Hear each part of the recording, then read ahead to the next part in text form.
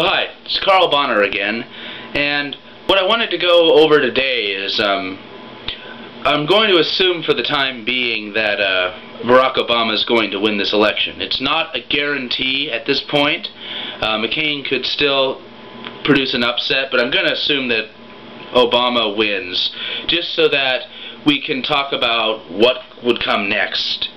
And what really matters, I think, is we have to look back at where we've been coming from. In 1992, we had a Democratic victory, Bill Clinton, and there was a lot of hope that he would bring about some real changes compared to what we had in the 1980s under Reagan, which was a period of very business-oriented, pro-management, pro-wealthy, as opposed to building the middle class from below. And Clinton, in a lot of ways, undid some of the worst excesses of the Reagan years. But I think what's crucial to say with regard to Clinton is that he didn't lead in the end an aggressive effort to roll back the trend that Reagan started. As a matter of fact, under Clinton, the ratio of pay between CEOs and average workers continued to increase. That in and of itself was not a result of government policy. At the same time, the movement towards deregulation of the financial world and also of utilities and energy continued to plot ahead, with many Democrats jumping on the free market bandwagon. This was a period in which a lot of Democrats in Congress, as well as Bill Clinton from time to time, were sounding a bit like what before then had been the ground of moderate Republicans. And if you actually look at the records of the Democrats in the mid to late 90s, they are in many key ways to the right of the things that Republican presidents Dwight Eisenhower and Richard Nixon were implementing in decades past. I think that era is coming to an end now, particularly with the strong condemnation of the right-wing economic ideology that's been brought about by this recent financial crisis, but also the fact that more and more people are waking up to the fact that over the past 28 years, median incomes really haven't gone anywhere. There's possibly been some slight growth as a result of people working longer hours, but as far as the average worker's hourly pay, hasn't gone up considerably. Might have actually gone down a little bit. Productivity has gone way up, but nearly all of the growth in incomes has been in the top 25%. And if you actually look at which portion of the population is seeing its incomes go up faster in the last 20 years than they did in the 1950s and 1960s. If you look at the rate of income growth across social classes, it's only the top 5, maybe 10% that is seeing its standard of living rise more quickly now, or at least by now I mean since the 1980s, not the last 6 months of course, but the last 20 years. Only the relatively rich are actually doing better off in terms of annual income growth rates than they were under the system we had from World War II up through the 1970s. Now the big question is, can the Democrats, if they get a big enough size also in both the House and the Senate, and you don't have too many stubborn filibusters by Senate Republicans. I mean, the Democrats could get 60 seats, but we're going to assume they don't.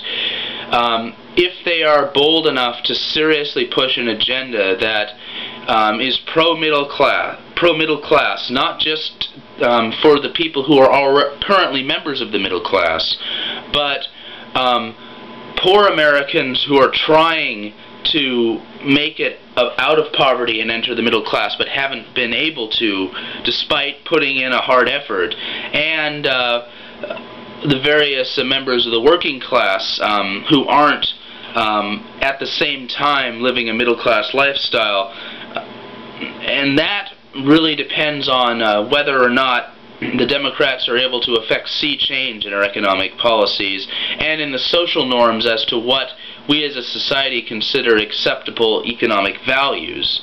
Because not everything that happens to the economy, not every change is a result of government policy. A lot of it has to do with attitudes and values as to what is and is not okay. One of the key things that we have to do is rebuild the labor movement. Not the public sector, that's stronger than ever. I'm talking about the private sector, where there is that conflict between owners and executives and the average worker. They're fighting over who gets how big a piece of the pie, and allowing labor to more effectively collectively bargain for a larger share of that pie would build a stronger middle class.